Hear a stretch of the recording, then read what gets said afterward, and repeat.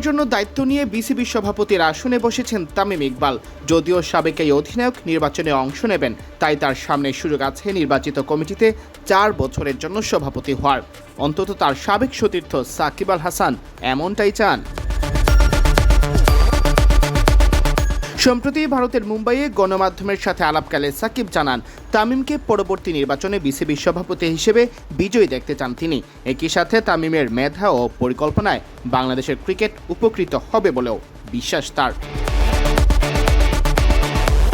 সাকিব বলেন, সে এখনও নির্বাচিত সভাপতি হয়নি, মূলত নির্বাচন আয়োজনের জন্য দায়িত্ব পেয়েছে।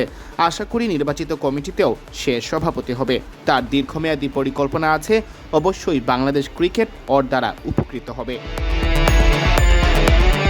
সাম্প্রতিক সময়ে বিসিবিতে বারবার পরিবর্তন এলেও সাকিবের দেশে ফেরার বিষয়টির সুরাহা হয়নি এখনও। ফারুক আহমেদের বোর্ড থেকে শুরু, এরপর আমিনুল ইসলাম বুলবুলের বোর্ডে সাকিবকে ফেরানোর তোড়জোড় শুরু হয়। সেই বোর্ড এখন অতীত, দায়িত্ব এখন তামিমদের কাঁধে। সাকিবের কি হবে ফেরা?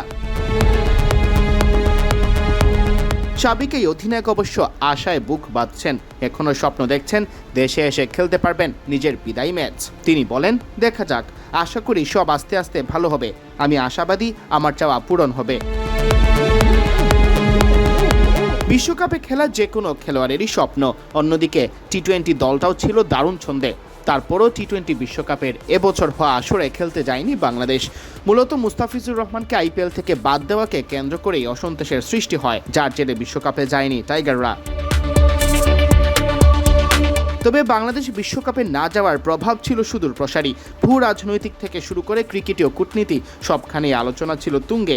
দেশের গৌরব ও নিরাপত্তার কথা ভেবে টি-20 বিশ্বকাপে দল পাঠায়নি বাংলাদেশ, এমন দাবি করে তৎকালীন অন্তর্বর্তীকালীন সরকার, যদিও সেই সিদ্ধান্ত এখন যথেষ্ট প্রশ্নবিদ্ধ। এবার এ নিয়ে মুখ খুললেন সাকিব। তিনিও অন্য সবার মতো বিশ্বকাপ না খেলার সিদ্ধান্ত মানতেই পারছেন না। তৎকালীন সরকারের এই সিদ্ধান্তকে ব্লান্ডার বা সাংঘাতিক ভুল হিসেবে আখ্যায়িত করেছেন।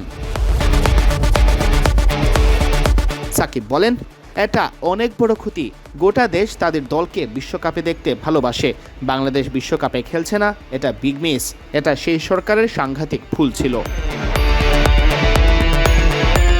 মূলত ভারত ও আইসিসির সাথে মনস্তাত্ত্বিক দ্বন্দ্বে জড়িয়ে টি-20 বিশ্বকাপ বয়কট করে বাংলাদেশ।